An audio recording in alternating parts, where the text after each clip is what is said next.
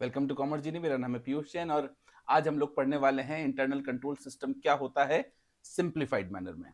Objective क्या है, कैसे, कौन रिस्पॉन्सिबल है इसके लिए और इसके कंपोनेंट्स क्या होते हैं। तो ये टेक्निकल टर्मिनोलॉजी को बिल्कुल इजी वर्ड्स में हम समझेंगे। देखते हैं इंटरनल कंट्रोल। देखिए क्या होता है, हम कोई भी काम करते हैं, हम अपनी लाइफ में जो भी काम करते हैं, हम चाहते हैं कि वो काम एक रेगुलर पैटर्न में हो। से फॉर एग्जाम्पल सुबह आप ऑफिस जाते हैं, मैं ऑफिस जाता हूं, तो सुबह एक टाइम फिक्स होता है घर से निकलने का। हमें पता होता है कि रास्ता इतनी देर का है, रास्ते में इतनी लाइट्स आने वाली हैं, इतनी देर हमको रुकना पड़ सकता है। तो ये सब ध्यान में रखते हुए हम चलते हैं। हम कहीं भी मार्केट में जाते हैं, पेमेंट करते हैं, तो कोई जना पेमेंट कैश से करता है, कोई जना मोबाइल फोन यूपीआई से करता है।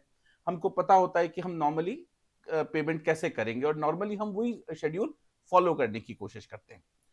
तो जब हम किसी पैटर्न से काम करते हैं, रेगुलर काम करते हैं, सेम डिसिप्लिन से काम करते हैं, तो हमारी एफिशिएंसी बढ़ जाती है।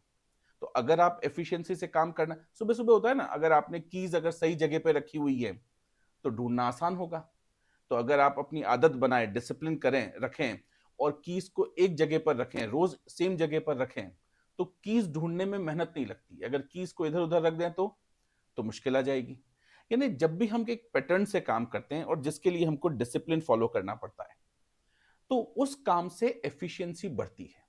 आप पेट्रोल भरवाने जाते हैं, तो हर जने का अपना एक तरीका होता है। ये पैटर्न आपका मेरा अलग अलग हो सकता है। कोई बच्चा है 100 रुपए का पेट्रोल भरवाता है, कोई 200 रुपए का पेट्रोल भरवाता है, लेकिन जो जो भी पैटर्न आप फॉलो करते हैं, आप उस पैटर्न को कंटिन्यू रखते हैं। अगर मैं अपनी बाइक में 100 रुपए का पेट्रोल भरवाता हूं, तो जब भी मैं पेट्रोल पंप पर जाऊंगा 100 रुपए का पेट्रोल भरवाऊंगा। अगर मैं अपनी कार में 1000 रुपए का पेट्रोल भरवाता हूं, तो जब भी मैं पेट्रोल पंप पे जाऊंगा 1000 रुपए का पेट्रोल भरवाऊंगा। ये एक पैटर्न बन जाता है। इससे हर बार नई चीज सोचनी नहीं पड़ती। और इस पैटर्न को बनाने के लिए कई बार आपको डिसिप्लिन रहना पड़ता है। तो बेटा बिजनेस भी यही चाहता है कि बिजनेस में एफिशिएंसी बढ़ी रहे, बनी रहे। अब एफिशिएंसी बनाए रखने के लिए बिजनेसमैन अपने बिजनेस को चलाने का एक तरीका बनाते हैं। कोई शॉपकीपर है, वो सोचता है कि मैं सुबह 12 बजे अपनी शॉप खोलूंगा। अब मान लीजिए कोई स्टॉक मार्केट का काम करता है, तो स्टॉक मार्केट तो सुबह 9 सवा 9 बजे खुल जाता है। तो वो सोचता है 8 बजे मुझे ऑफिस पहुंचना है, 8:30 बजे मुझे ऑफिस पहुंचना है और मार्केट खुलने से पहले अपनी सारी तैयारी करके रखनी है। तो उसके लिए उसने अपना एक टाइम फिक्स कर रखा है। हर हर रोज वो हफ्ते में 5 दिन सुबह सुबह अपने टाइम पर ऑफिस पहुंच जाता है। तो हर एक जने का अपना एक तरीका होता है काम करने का। मैनेजमेंट का भी अपना एक तरीका होता है काम करने का। बस बेटा ये जो तरीका होता है ना, इसी को हम इंटरनल कंट्रोल सिस्टम बोलते हैं टेक्निकल लैंग्वेज में। एक एग्जाम्पल के लिए कुछ टर्मिनोलॉजी समझते हैं इंटरनल कंट्रोल को समझने के लिए। तो देखिए इसको जल्दी और आसानी से समझा जा सकेगा। लॉजिकली बात करें तो एक प्रोसेस है, जैसे सैलरी डिस्ट्रीब्यूशन। बिजनेस में कोई भी काम अगर होगा, तो उस काम को कंप्लीट करना है, स्टार्ट टू फिनिश, इसको हम बोलेंगे प्रोसेस। तो प्रोसेस वर्ड क्या काम आता है? It's an group of activities to accomplish an objective. एक ऑब्जेक्टिव पूरा करने के लिए जो भी एक्टिविटीज आप करते हैं, उनको मिलाकर हम बोलते हैं प्रोसेस। अब प्रोसेस का एक ओनर होता है, यानी जिसकी जिम्मेदारी होती है। जैसे सैलरी डिस्ट्रीब्यूशन के लिए जिम्मेदारी किसकी है? हमने बोला कि एचआर डिपार्टमेंट को यह जिम्मेदारी दे रखी है कि बिजनेस में जितने एम्प्लॉयज हैं उनकी सैलरी का पेमेंट आप करेंगे। तो हमारे लिए प्रोसेस ओनर कौन हो गया? वो एचआर डिपार्टमेंट का हेड हो गया। अगर किसी को सैलरी नहीं मिली, तो हम एचआर डिपार्टमेंट के हेड को बोलेंगे कि भाई सैलरी क्यों नहीं मिली। ठीक बात है ना? प्रोसेस एक्टिविटीज, इस प्रोसेस में, because process is a group of activities, तो इसमें बहुत सारी एक्टिविटीज होती हैं। जैसे सैलरी डिस्ट्रीब्यूशन है, तो सैलरी डिस्ट्रीब्यूशन में एक्टिविटीज होती हैं कि 31st आएगी किसी भी महीने की। ये भी एक देखो, ये भी एक इंटरनल कंट्रोल है कि हम सैलरी किसी को 3 दिन में, किसी को 5 दिन में, किसी को 15 दिन में ऐसे नहीं देते। हो सकता है किसी कंपनी में वीकली सैलरी देते हो सकता है मंथली देते हो। तो जब मंथ का एंड आएगा, लास्ट डे आएगा, तब वो एचआर डिपार्टमेंट की प्रोसेस शुरू होगा। उस प्रोसेस में पहली एक्टिविटी होगी हर एम्प्लॉय की छुट्टियां काउंट करना, उस हिसाब से उसकी सैलरी काउंट करना, उसको क्या अलाउंसेस मिलने वाले हैं वो कैलकुलेट करना, कितना टीडीएस कटेगा, उसके बाद फाइनल अमाउंट क्या होगा। ये एक एक्टिविटी है। उस एक्टिविटी के बाद वो एम्प्लॉयज को सैलरी का पेमेंट करेंगे, उनसे साइन लेंगे कि भाई हाँ आपका सैलरी का इतना पेमेंट होता है और ये सारा काम इतने दिन में पूरा हो जाना चाहिए। ये पॉलिसी कुछ बना रखी होगी बिजनेस ने। बस यही पॉलिसी इंटरनल कंट्रोल है। तो किसी भी प्रोसेस को पूरा करने के लिए जो एक्टिविटीज होती हैं, हम उन एक्टिविटीज को बोलते हैं प्रोसेस एक्टिविटी। अब हमारी कुछ पॉलिसीज है। पॉलिसीज क्या है? प्रिंसिपल्स है, basic principles, which is correct and which is not. इसका डिसीजन हमने एक पॉलिसी बनाकर लिया। जैसे मान लीजिए किसी बिजनेस में हमने ये बोला कि सैलरी का पेमेंट कैश में करना ठीक नहीं है, हम बैंक से करेंगे। ऐसी पॉलिसी क्यों बना सकते हैं? हो सकता है हमें यह लगता हो कि भाई कैश में बेईमानी हो सकती है, गड़बड़ हो सकती है, बैंक से भी चेक के थ्रू नहीं करेंगे, ऑनलाइन करेंगे। तो ये पॉलिसी बन गई। तो ये हमारे पास पॉलिसी का मतलब है कि काम का हमारा क्या चीज सही है और क्या चीज गलत है, इसका डिस्टिंग्विश हम कर पाए, इसका डिसीजन हम ले लें। ये पॉलिसी है। और इस पॉलिसी को एग्जीक्यूट करने के लिए हमारे पास जितने काम होते हैं उनको हम बोलते हैं प्रोसीजर। तो पॉलिसीज एंड प्रोसीजर्स, बस इसी को मिलाकर बोला जाता है इंटरनल कंट्रोल। तो इंटरनल कंट्रोल का मतलब है किसी भी बिजनेस में किसी प्रोसेस को पूरा करने के लिए जो भी पॉलिसी एंड प्रोसीजर्स हमने बनाए हैं वो हमारे लिए इंटरनल कंट्रोल है। ठीक बात है। जैसे मान लीजिए मैं ऑनलाइन कोचिंग करता हूं, तो ऑनलाइन कोचिंग में जो भी मेरी पॉलिसी है कि भाई हाँ मुझे ऑनलाइन बेचना है, ये मैं ऐप के थ्रू बेचूंगा जिसकी डिटेल नीचे आ रही है आपके पास, है ना। आप इस ऐप पर जाकर मेरे लेक्चर्स खरीद सकते हैं ऑडिट के। तो ये जो हमारे पास एक पॉलिसी है, ये पॉलिसी मैंने बना दी कि भाई मैं ऑनलाइन लेक्चर्स बेचूंगा। अब ये ऑनलाइन लेक्चर्स जो हैं ये कैसे बिकेंगे, उसके लिए मुझे रिकॉर्ड करना पड़ेगा, उस रिकॉर्डिंग को एडिट करवाने के लिए देना पड़ेगा, एडिट होने के बाद ये रिकॉर्डिंग अपलोड होगी, कुछ लेक्चर्स में यूट्यूब पे अपलोड करूंगा, ये मेरा प्रोसीजर है। तो पॉलिसीज एंड प्रोसीजर मिलाकर बनता है मेरा एक सिस्टम, जिस सिस्टम से मेरा बिजनेस चलता है। इन्हीं सिस्टम्स को हम लोग बोलते हैं इंटरनल कंट्रोल सिस्टम।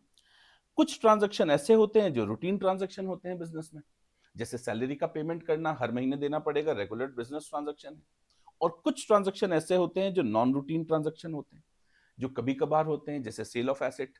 अब मैंने ये कंप्यूटर खरीदा, ये पूरा साउंड सिस्टम कैमरा खरीदा, ये तो रोज रोज नहीं होता है, ये तो हो सकता है 3-4 साल में एक बार खरीदने की जरूरत पड़े।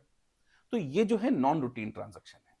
अक्सर बिजनेस में इंटरनल कंट्रोल सिस्टम्स यानी ये policies and procedure routine transaction के लिए तो बन जाते हैं, लेकिन नॉन रूटीन ट्रांजैक्शन के लिए नहीं बनते, जहां पर गड़बड़ हो सकती है। तो अब अगर टेक्निकली हम समझना चाहें तो इंटरनल कंट्रोल सिस्टम क्या होते हैं। हमारे पास स्टैंडर्ड 315 है जिसमें ये डेफिनेशन दी हुई है। इन्होंने बोला है कि इंटरनल कंट्रोल सिस्टम है the process which is designed, implemented and maintained by TCWG और मैनेजमेंट। और वैसी बात है, ये पॉलिसीज एंड प्रोसीजर्स हैं, ये प्रोसेस हैं, जो पूरी एक्टिविटीज हैं, ये प्रोसेस हमने डिजाइन किया है। कौन डिजाइन करेगा? भाई बिजनेस जो चलाएगा वो डिजाइन करेगा, मैनेजमेंट डिजाइन करेगा। और ये इंप्लीमेंट कौन करेगा? हमने कहा ये भी मैनेजमेंट का काम है, कोई बाहर वाला थोड़ी आएगा। और इनको मेंटेन करना यानी इनको मॉनिटर करते रहना, गलतियां हो तो सुधारते रहना, इंप्रूव करते रहना, ये काम भी मैनेजमेंट का है। सर ये मैनेजमेंट इतना सारा काम क्यों करता है? बेटा मैनेजमेंट के साथ साथ वो लोग दूसरों को भी जोड़ सकते हैं, कंसल्टेंट हायर कर सकते हैं, तो वो सब मिलाकर ये काम करते हैं। सर ये क्यों करते हैं ये काम? बेटा इस काम को करने का रीजन है कि उनके बिजनेस के कुछ ऑब्जेक्टिव्स हैं वो पूरे हों। मेरे बिजनेस का ऑब्जेक्टिव है, भाई बिजनेस का ऑब्जेक्टिव क्या होता है? प्रॉफिट कमाना, और प्रॉफिट ईमानदारी से कमाना, अच्छी सर्विसेज देकर कमाना। तो ये आपका ऑब्जेक्टिव होता है। इस ऑब्जेक्टिव को पूरा करने के लिए आपको discipline procedure, policies and procedure बनाने पड़ते हैं। ये इंटरनल कंट्रोल सिस्टम का पर्पस है। तो हमारा ऑब्जेक्टिव क्या है?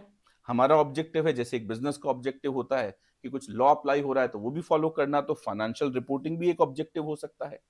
असेट की सेफगार्डिंग ऑब्जेक्टिव हो सकता है। एफिशिएंट और इफेक्टिव बिजनेस के प्रोसेस रहें, कम खर्चे में सारा काम हो जाए, ये भी ऑब्जेक्टिव हो सकता है। कोई लॉ अप्लाई हो रहा है तो वो भी हमारे पास फॉलो हो, ये हमारा ऑब्जेक्टिव हो सकता है। तो बिजनेस के ऑब्जेक्टिव्स पूरे करने के लिए जो भी पॉलिसीज एंड प्रोसीजर्स बनते हैं, जो भी प्रोसेस बनते हैं, जो मैनेजमेंट के लोग बनाते हैं, जो बनाने का काम, इंप्लीमेंट करने का काम और मेंटेन करने का काम मैनेजमेंट के लोग करते हैं, बस वही इंटरनल कंट्रोल सिस्टम है। आई होप ये डेफिनेशन याद हुई होगी। 3-4 चीजें जो हैं इसको अगर लाइन से याद रखेंगे तो बिल्कुल ये डेफिनेशन याद हो जाएगी। ऑब्जेक्टिव्स क्या होते हैं? ऑब्जेक्टिव्स हमने पढ़े। भाई कोई भी बिजनेस है, अगर आप बिजनेस चला रहे हैं, ऑडिटर की तरह मत सोचिए, स्टूडेंट की तरह मत सोचिए, बिजनेसमैन की तरह से सोचिए। आप अगर एक बिजनेस चला रहे हैं तो आपके बिजनेस के लिए आपका ऑब्जेक्टिव क्या है? भाई आपकी असेट सेफ रहे, कैश है तो कैश सेफ रहे, स्टॉक है तो वो सेफ रहे, ताला लगा कर जाएं, गार्ड रखें, सीसीटीवी कैमरा लगाएं, नहीं? तो ये सब आप करते हैं असेट को सेफ रखने के लिए, बस ये इंटरनल कंट्रोल सिस्टम है। ऑब्जेक्टिव क्या है इसका? असेट सेफ रहे, हमारा काम एफिशिएंटली हो, जो काम 1 घंटे में हो सकता है वो 1 घंटे में हो। ऐसा नहीं कि 1 घंटे का काम कोई एम्प्लॉय दिन भर वही काम कर रहा है, नहीं, इनएफिशिएंसी नहीं होनी चाहिए। इकोनॉमिकल काम हो, जो काम 100 रुपए के खर्चे में हो सकता है उसके लिए 1000 रुपए खर्च ना हो। एक्यूरेसी हो अकाउंट्स प्रिपेयर होने में, अकाउंट्स कंप्लीट हो और टाइमली प्रिपेयर हो जाए, यही हम लोग चाहते हैं, ये हमारा ऑब्जेक्टिव है इंटरनल कंट्रोल का। उसके अलावा अगर कोई फ्रॉड या एरर हो तो सबसे अच्छी बात है कि वो हो ही ना पाए, प्रिवेंशन। हम कोई चोरी ना हो पाए तो हम लॉक लगाएंगे, सीसीटीवी लगाएंगे, प्रिवेंटिव हो गया। फिर अगर कोई गड़बड़ हो भी जाए तो जल्दी से जल्दी पकड़ में आ जाए ताकि हम उसमें सुधार कर सके। इंटरनल कंट्रोल सिस्टम इसके बारे में भी सारी पॉलिसी है। अब अगर आप स्टॉक है या कैश है जिसकी चोरी होने की ज्यादा संभावना है, वहां पर आप काउंटिंग का प्रोसीजर हर हफ्ते अप्लाई करते हो, तो अव्वल तो हो सकता है चोरी ना हो, और अगर हो भी जाए तो हफ्ते भर में पकड़ में आ जाएगी, क्योंकि अगली काउंटिंग में पता चल जाएगा कि कुछ सामान गायब है। तो ये हमारे पास इंटरनल कंट्रोल सिस्टम है। और देखो, कानून तोड़ना बिल्कुल अच्छी बात नहीं है, तो लॉ कंप्लाई हो, इसके लिए भी सिस्टम बने हुए हैं कि हमको क्या क्या कानून फॉलो करने हैं, और वो फॉलो करने के लिए ये काम हमको करने पड़ेंगे। तो ये ऑब्जेक्टिव होते हैं इसके। जिम्मेदारी किसकी? सर सारी जिम्मेदारी मैनेजमेंट की, ऑब्वियसली बात है। अब मैनेजमेंट क्या सोचना शुरू करता है? मैनेजमेंट सोचना शुरू करता है कि इंटरनल कंट्रोल सिस्टम बनाने हैं, पॉलिसीज एंड प्रोसीजर बनाने हैं, तो क्या करें? तो वो सबसे पहले ढूंढता है कि बिजनेस में खतरे कहाँ कहाँ हैं। सामान जहां चोरी हो सकता है वहां सीसीटीवी कैमरा लगवाएंगे, तो सीसीटीवी कैमरा कहां लगवाएं? तो उससे पहले सोचना क्या पड़ेगा, गड़बड़ कहां हो सकती है, रिस्क एरियाज कौन से हैं, तो वो रिस्क एरियाज का पता लगाता है। फिर सोचता है यहां पर क्या गड़बड़ हो सकती है, कोई सामान उठाकर ले जा सकता है, सामान में तोड़फोड़ कर सकता है, तो भाई उसका सोल्यूशन ढूंढेंगे। तो वो सोचते हैं कि क्या गड़बड़ हो सकती है। फिर उसके बाद appropriate internal control system choose करते हैं। इस सिस्टम की पूरी जानकारी हम स्टाफ को देना चाहते हैं कि भाई देखो ये सिस्टम है। अब होता है कई बार जैसे हॉस्पिटल है, वो एक बड़ी फेमस मूवी आई थी मुन्ना भाई, उसमें वो क्वेश्चन पूछता है कोई पेशेंट आए तो फॉर्म भरना जरूरी है क्या? अब उसका ऑब्जेक्टिव हो सकता है उस मूवी में नहीं समझाया हो, लेकिन आप किसी डॉक्टर से पूछेंगे तो वो बताएगा कि हाँ ऑब्जेक्टिव क्या होता है। किसी को गलत इंजेक्शन न लग जाए, हमको किसी पेशेंट की पुरानी हिस्ट्री पता हो, कहीं उसको कोई चीज से एलर्जी ना हो, कोई दवाई रिएक्ट ना कर जाए, उसका ब्लड ग्रुप क्या है ये देखे बिना अगर हम ट्रीटमेंट शुरू कर दें तो हो सकता है गड़बड़ हो जाए। तो हाँ भाई, फॉर्म भरना जरूरी होता है। अगर आप फॉर्म नहीं भरेंगे और कोई इंपॉर्टेंट इन्फॉर्मेशन मिस होने की वजह से 100 में से एक पेशेंट में भी गड़बड़ हुई तो गलत बात हो जाएगी उस पेशेंट के साथ। तो हो सकता है वहां पर फॉर्म भरने का सिस्टम जो बनाया है उसका कोई ना कोई ऑब्जेक्टिव है। वो ऑब्जेक्टिव जिन लोगों को नहीं पता है उन लोगों को लगता है अरे फालतू की एक्सरसाइज है ये, ऐसा क्यों करवाते हैं, जबकि जरूरी नहीं कि ये फालतू की एक्सरसाइज हो। तो इंस्ट्रक्शन प्रॉपर देने हैं, उसके बाद वो इंप्लीमेंट भी होना चाहिए कि अगर फॉर्म भरना जरूरी है तो फॉर्म भरे बिना काम शुरू ना हो। ठीक बात है ना? फिर मॉनिटरिंग करें कि जो काम हमने सोचा था काम वैसे ही हो रहा है कि नहीं हो रहा है, और अगर कहीं कोई गड़बड़ आती है तो अपने इंप्रूवमेंट इंटरनल कंट्रोल में करते रहें। जैसे फॉर्म भरने वाली बात है, तो फॉर्म भरने में अगर टाइम ज्यादा लग रहा है, इस वजह से पेशेंट्स को नुकसान हो सकता है, तो हम इंप्रूवमेंट करें कि वो जानकारियां जो हम फॉर्म के थ्रू लेना चाहते हैं वो जल्दी से जल्दी हमें मिल जाए। तो ये हमारे पास चीजें हैं, और इन सब का डॉक्यूमेंटेशन, ये सब मैनेजमेंट की जिम्मेदारी होती है। मैनेजमेंट अपने बिजनेस के हर प्रोसीजर हर प्रोसेस के लिए जिम्मेदार होता है, प्राइमरीली रिस्पॉन्सिबल होता है। सर इंटरनल कंट्रोल सिस्टम बनाने से क्या ये गारंटी मिल जाएगी कि ऑब्जेक्टिव पूरे हों? बिल्कुल नहीं बेटा। इंटरनल कंट्रोल सिस्टम बनाने से एब्सोल्यूट अश्योरेंस हमें नहीं मिलती है। हमारा बिजनेस अच्छा करेगा, एफिशिएंटली करेगा, लेकिन फिर भी फ्रॉड की पॉसिबिलिटी है सर, ऐसा क्यों? उसके रीजन है, इन्हीं को बोलते हैं इनहेरेंट लिमिटेशन।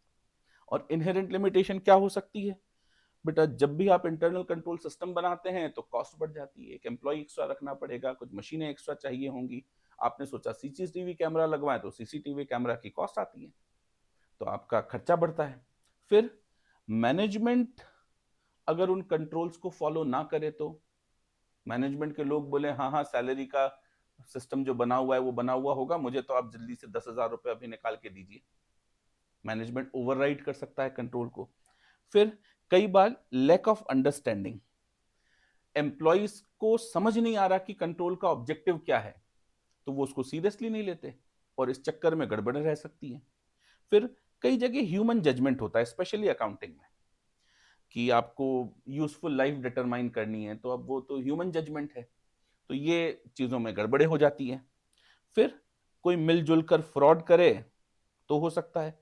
और कुछ छोटे बिजनेस में क्योंकि स्टाफ की कमी होती है, तो हम सेग्रीगेशन ऑफ ड्यूटीज नहीं कर सकते, हम ज्यादा खर्चा नहीं कर सकते, ज्यादा नो ब्यूरोक्रेसी नहीं बना सकते, तो वहां पर भी कुछ गड़बड़े होने की पॉसिबिलिटी रहती है। तो अगर मैं ये बोलूं कि इंटरनल कंट्रोल सिस्टम बिल्कुल बेकार है, तो ये बात बिल्कुल गलत हो जाएगी, क्योंकि कई लेवल पर कई तरह की सेफ्टी, एफिशिएंसी, सेफ गार्डिंग ये इंटरनल कंट्रोल से मिलती है। हाँ, ये नहीं बोल सकते कि 100% गारंटी हो जाती है, लेकिन ये बिल्कुल सही है कि इससे बहुत सारे फायदे मिलते हैं। ये सब आपके एग्जाम में आए हुए क्वेश्चन हैं। इंटरनल कंट्रोल सिस्टम को हमने दो पार्ट में बांटा है, क्योंकि अकाउंटिंग एक इंपॉर्टेंट पार्ट है, तो जो अकाउंटिंग से रिलेटेड सिस्टम है उनको हम लोग बोलते हैं इंटरनल फाइनेंशियल कंट्रोल, और बाकी सब कंट्रोल्स को ऑपरेशनल कंट्रोल या अदर कंट्रोल्स बोलते हैं। इंटरनल फाइनेंशियल कंट्रोल होते क्या है? अकाउंट से रिलेटेड है। हमने बोला कि आपने जो भी पॉलिसीज एंड प्रोसीजर बनाया है अकाउंटिंग रिकॉर्ड्स को मेंटेन करने के लिए, जैसे हमने मान लीजिए मेरे ऑफिस में है, तो मैंने ऑफिस में एक पर्टिकुलर सॉफ्टवेयर इंस्टॉल करवाया है कंप्यूटर पर कि हम अपनी अकाउंटिंग इस सॉफ्टवेयर में करेंगे, है ना। उस सॉफ्टवेयर का हाँ मैं नाम इसलिए नहीं ले रहा कि अननेसेसरी पब्लिसिटी क्यों करें किसी की, कल को मेरे अकाउंट गलत निकले तो उस कंपनी की बदनामी हो जाएगी, और सही निकले तो भी उन्होंने पैसे तो दिए नहीं मुझे एडवर्टीजमेंट के। तो मेंटेनेंस ऑफ अकाउंटिंग रिकॉर्ड की आपकी जो भी पॉलिसी एंड प्रोसीजर है वो इंटरनल फाइनेंशियल कंट्रोल कहलाता है। फिर कोई भी ट्रांजैक्शन को रिकॉर्ड करना, एप्लीकेबल फाइनेंशियल रिपोर्टिंग, देखिए ये एक टेक्निकल टर्म है, इसके लिए अलग से मेरा एक वीडियो है, सर्च करिएगा। तो एप्लीकेबल फाइनेंशियल रिपोर्टिंग के हिसाब से ट्रांजैक्शंस को रिकॉर्ड करना, ये भी, इसके लिए जो भी पॉलिसीज एंड प्रोसीजर बने हैं वो इंटरनल फाइनेंशियल कंट्रोल है। फिर कोई भी पैसा आया या गया है तो वो ऑथोराइज्ड हो मैनेजमेंट के थ्रू, ये भी इंटरनल फाइनेंशियल कंट्रोल है। और फ्रॉड या एरर ना हो पाए, और हो जाए तो जल्दी से मिल जाए, इसके लिए भी कोई पॉलिसीज एंड प्रोसीजर अगर आपने बना रखा है अपने बिजनेस में, तो वो भी इंटरनल फाइनेंशियल कंट्रोल कहलाता है। Now this is very important. एक अच्छा इंटरनल कंट्रोल सिस्टम कैसे बनता है, उसके कंपोनेंट्स क्या क्या हैं, क्या चीजें मिलाकर हम एक अच्छा इंटरनल कंट्रोल सिस्टम बनाते हैं, तो उसके 5 बेसिक कंपोनेंट्स हैं। इनमें है पहला कंट्रोल एनवायरनमेंट। एनवायरनमेंट मतलब माहौल। माहौल ऐसा हो कि लोग इंटरनल कंट्रोल सिस्टम को फॉलो करें, उसकी सीरियसनेस समझें, और ये काम शुरू होता है टॉप लेवल से। अगर टॉप लेवल का मैनेजमेंट इंटरनल कंट्रोल सिस्टम को अपने स्टाफ तक प्रॉपरली ट्रेन करेगा, इंफॉर्मेशन पहुंचाएगा, सीरियसनेस दिखाएगा ना, उनकी खुद की अगर इंटेग्रिटी डाउटफुल हो तो नीचे वाले कैसे अच्छा काम करेंगे। तो सबसे पहले आपको इंटरनल कंट्रोल सिस्टम का एनवायरनमेंट बनाना पड़ता है अपनी कंपनी में। ये अश्योर करना पड़ता है हर एक को कि भैया इंटरनल कंट्रोल सिस्टम जो हमने पॉलिसी बनाई है उसी पॉलिसी से काम होगा, बीच में ऐसे अलग से काम नहीं होगा। अगर फॉर्म भरना है तो भरना पड़ेगा, नहीं, ये एनवायरनमेंट है। फिर एंटिटी का रिस्क असेसमेंट प्रोसीजर। बिजनेस में हाई रिस्क एरिया कौन से हैं जहां पर आपको बड़ी डिटेल में पॉलिसी बनाने की, प्रोसीजर्स बनाने की जरूरत है, कौन से कम रिस्क की एरिया हैं, तो ये रिस्क का असेसमेंट एंटिटी करती है, ये एक पार्ट है इंटरनल कंट्रोल का। फिर इंफॉर्मेशन सिस्टम, एक डिपार्टमेंट की इंफॉर्मेशन टाइमली एक्यूरेटली दूसरे डिपार्टमेंट तक पहुंचे, मैनेजमेंट के पास प्रॉपर फीडबैक पहुंचे, अगर कोई चेंज हुआ है तो मैनेजमेंट से हर एम्प्लॉय तक वो इंफॉर्मेशन जाए। मान लीजिए फॉर्म में चेंज हो गया, उस फॉर्म में एक नया कॉलम जोड़ दिया, तो क्या होगा, तो उस फॉर्म में नया कॉलम जोड़ा है तो नया कॉलम हर एक जने को पता हो कि भाई ये नई चीज जुड़ी है और फॉर्म भरते वक्त इस चीज का भी ध्यान रखना है। तो ये सारी चीजें हैं। फिर होता है कंट्रोल एक्टिविटीज। कंट्रोल एक्टिविटीज का मतलब होता है किसी भी इंटरनल कंट्रोल में हमको कुछ काम करने पड़ते हैं जिससे वो प्रोसीजर पूरा होता है। जैसे ऑथोराइजेशन का काम है, रिकॉर्डिंग का काम है, अब फॉर्म भरना है तो उसके बाद साइन भी करने हैं, तो ये साइन करना भी एक एक्टिविटी है ना? या कस्टडी किसके पास होगी सामान की, अगर स्टॉक इशू करना है तो स्टॉक कौन इशू करेगा, उस स्टोर का ताला चाबी किसके पास होगा, ये सारी चीजें। और लास्ट में होता है मॉनिटरिंग, यानी जो इंटरनल कंट्रोल सिस्टम, जो पॉलिसीज एंड प्रोसीजर आपने बनाए हैं, उनको मैनेजमेंट की जिम्मेदारी है, ये भी इंटरनल कंट्रोल सिस्टम का एक कंपोनेंट है कि उनको देखते रहें, फीडबैक लेते रहें, जहां कमी हो फटाफट उसमें इंप्रूवमेंट करते रहें, तो internal control system effective and efficient होंगे। तो ये इंटरनल कंट्रोल सिस्टम को सिंपल तरीके से, आसान तरीके से समझने की कोशिश थी। अगर आपको कोई चीज़ नहीं समझ में आई है तो आप कमेंट में बताइए, मैं बिल्कुल आपके कमेंट में जवाब दूंगा, उसको समझाने की कोशिश करूंगा। आज के लिए इतना ही है। Thank you.